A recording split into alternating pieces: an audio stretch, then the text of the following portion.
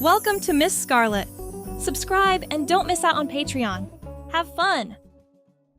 Justin had always been the quiet type, the kind of guy who blended into the background like a shadow in a dimly lit room. At 22, he worked in the stockroom of the local mall's Victoria's Secret, handling boxes of delicate lingerie that arrived in neat shipments, stacking them on shelves without much fanfare. His auburn hair, cut short but with a natural wave that he never bothered to style, often fell into his eyes as he lifted crates, but he preferred it that way. It gave him something to hide behind. The job suited him. It was solitary, away from the bustling sales floor where confident women chatted with customers about lace and silk. He rarely interacted with anyone beyond a nod to his coworkers, and that was just fine. The store was a haven of femininity, with racks of bras in every shade imaginable, panties folded meticulously in drawers, and mannequins posed elegantly in the latest collections. The air always carried a faint floral scent from the body sprays on display, mingling with the subtle aroma of new fabric. Justin's shifts were in the evenings, after the peak hours, when the store quieted down and the fluorescent lights hummed softly overhead. He appreciated the routine. Unpack, organize, repeat. It was predictable, unlike the rest of his life, which felt like a constant undercurrent of unease he couldn't quite name. That particular Friday started like any other. The mall was winding down, shoppers trickling out as closing time approached. Justin was in the back, buried in a shipment of holiday-themed items, red velvet teddies and sparkling chemises that caught the light even in the dim stockroom. He lost track of time, his mind wandering to vague daydreams as he sorted through the boxes. The store manager, Elena, a poised woman in her 30s with sharp features and an efficient manner, usually checked the back before locking up. But tonight, she was distracted by a last-minute inventory call from corporate, her voice echoing faintly from the front as she paced with her phone pressed to her ear. By the time Justin emerged from the stockroom, wiping sweat from his brow, the lights were off, and the security gate was down. He froze, heart pounding. The store was silent, the only sound the distant hum of the mall's air conditioning. He rushed to the front, rattling the gate, but it was locked tight. His phone? Dead, forgotten in his locker without a charge. Panic set in briefly, but he took a deep breath, reminding himself it was just one night. The mall security would do rounds, or Elena would notice in the morning. For now, he was alone in this pink-hued world of satin and lace. The hours stretched on. Justin paced the aisles, the carpet soft under his sneakers. He tried the back door, but it was secured with an alarm he didn't dare trigger. Resigned, he sat on a stool behind the counter, staring at the darkened displays. The mannequins loomed like silent guardians, their forms draped in elegant nightwear. One caught his eye, a display of sleepwear in deep, luxurious colors. Curiosity, that forbidden spark he'd always suppressed, began to flicker. What harm could it do? No one was here. Just a peek, he told himself. He wandered over to the rack, his fingers brushing against the fabrics. So soft, unlike the rough cotton of his own clothes. There was an emerald green chemise, silky and smooth, with a matching robe that flowed like water. The color reminded him of forests in spring, vibrant and alive. He'd always felt out of place in his own skin, like a puzzle piece forced into the wrong spot. Memories surfaced unbidden, childhood moments of sneaking into his sister's room, touching her dresses with a longing he didn't understand, quickly burying the feeling under layers of denial. Now, in this empty store, those walls crumbled. Trembling slightly, he slipped into a fitting room, the curtain whispering as it closed. He shed his work shirt and pants, standing there in the mirror-lit space. The chemise called to him. He pulled it over his head, the silk cascading down his body like a gentle wave. It hugged his frame in ways he'd never imagined, the fabric cool against his skin. Then, the robe, tying it loosely at the waist. He stepped back, looking at his reflection.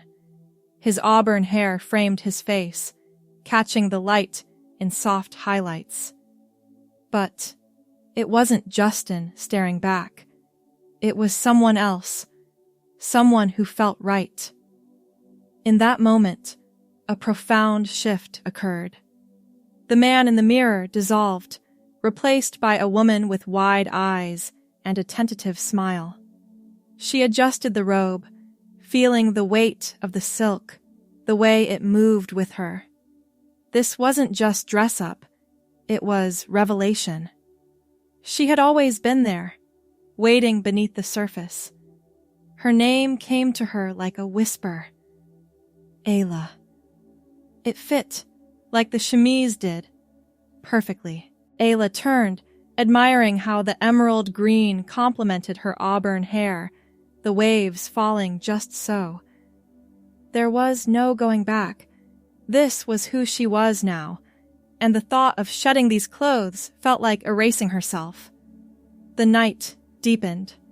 Ayla explored the store with newfound wonder, her bare feet padding across the floor. She tried on accessories, not changing her core outfit, but adding a delicate necklace that dangled just above the chemise's neckline, its pendant catching the faint emergency lights. She sat at the makeup counter, experimenting with a soft lip gloss that added a subtle shine, her auburn hair tucked behind one ear as she leaned in. Each action solidified her sense of self, like pieces clicking into place. She thought about her life outside these walls, the apartment she shared with a roommate who barely noticed her, the family gatherings where she felt like an outsider. As Ayla, those memories shifted. She imagined introducing herself anew, confident and true. Hunger eventually gnawed at her, but the store had no food, only promotional snacks in the break room, a few granola bars and bottled water. She nibbled one, perched on a display ottoman, the robe draped elegantly around her. The silence was comforting now, not isolating. She wandered to the window displays, peering out at the empty mall corridor, the shops shuttered and dark. What would tomorrow bring? Elena would arrive, key in hand, and find her here. Ayla practiced what she'd say, her voice soft but steady, rehearsing in front of a mirror. "I'm Ayla," she whispered, watching her auburn hair sway as she spoke. It felt real, irrevocable. As the hours ticked by, Ayla delved deeper into the store's offerings, careful not to disturb the inventory. She organized a shelf of perfumes, inhaling their scents, jasmine and vanilla mingling in the air. Each bottle told a story, and she imagined her own unfolding. She recalled fragments of her past, high school days spent avoiding mirrors, college attempts at fitting in with the guys, always feeling like an imposter. Now, in this emerald ensemble, those doubts faded. She moved with grace, the chemise whispering against her legs as she twirled lightly, a private dance in the dim light. Dawn approached slowly, the first hints of light filtering through the mall's skylights. Ayla felt a mix of excitement and nerves. She tidied up the fitting room, ensuring everything was as she'd found it, except for herself. She stood by the counter, robe tied neatly, auburn hair smoothed down. The key turned in the lock, and Elena stepped in, flipping on the lights. Her eyes widened at the sight of Ayla, poised and waiting. "Who are you? How did you get in here?" Elena asked, her voice a blend of surprise and caution. Ayla smiled, her heart steady. "I'm Ayla. I was locked in last night. Justin from the stockroom, but this is me now. I'm ready to start my new life." Elena paused, processing the words, her expression shifting from confusion to something like understanding. She glanced at the emerald chemise and robe, then back to Ayla's face, framed by that auburn hair. "Justin? I forgot to check the back. Oh my God, I'm so sorry. But you look different. Are you okay?" Ayla nodded, stepping forward. "More than okay. This is who I've always been. I just needed the night to realize it." Elena set down her bag, her managerial instincts kicking in. "All right, let's sit down. We need to talk about this. The store opens soon, but first, tell me everything." They moved to the break room, the space small but cozy with a table and chairs. Ayla explained, her voice gaining strength as she recounted the evening, the curiosity, the transformation, the certainty that washed over her. Elena listened, nodding occasionally, her initial shock giving way to empathy. "I've seen a lot in retail," she said, "but this is new. If this is you, Ayla, then we'll figure it out. Do you want to keep working here? As yourself?" Ayla's eyes lit up. "Yes, I think I could be good at it. Helping customers, sharing this world I've just discovered." Elena smiled faintly. "Okay, but we need to handle the logistics. Your ID still says Justin. And clothes. Do you have anything else?" Ayla glanced down at her outfit. "This feels right for now. I can't go back. Not ever." Understanding dawned in Elena's eyes. "All right, let's start small. I'll call HR, explain the situation discreetly. In the meantime, you can help in the back until we sort it out." The morning progressed with a sense of purpose. Ayla assisted Elena in opening the store, staying out of sight as the first employees arrived. Whispers spread, but Elena quelled them with a firm word. By midday, Ayla was introduced tentatively to the team as a new hire, her auburn hair catching compliments, the emerald robe adjusted slightly for modesty under a borrowed cardigan from the lost and found. She felt alive, engaging with the fabrics she'd once only unpacked. As the day wore on, customers filtered in. Ayla observed from the stockroom door, learning the rhythms of sales. One woman, browsing nightwear, caught her eye, a piece similar to her own chemise. Ayla stepped out briefly, offering a suggestion. "That green one brings out the eyes beautifully," she said, her voice warm. The customer smiled. "You're right. It does." It was a small victory, but it fueled her.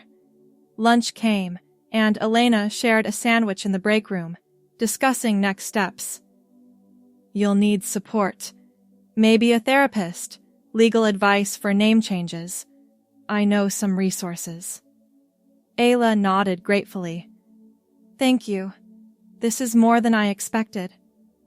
Afternoon brought more activity. Ayla helped restock shelves, her movements fluid in the silk, the robe trailing elegantly.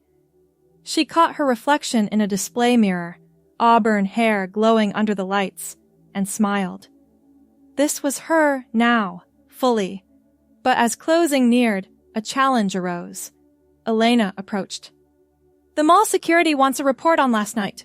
They'll ask questions." Ayla's stomach tightened. "What if they don't understand?"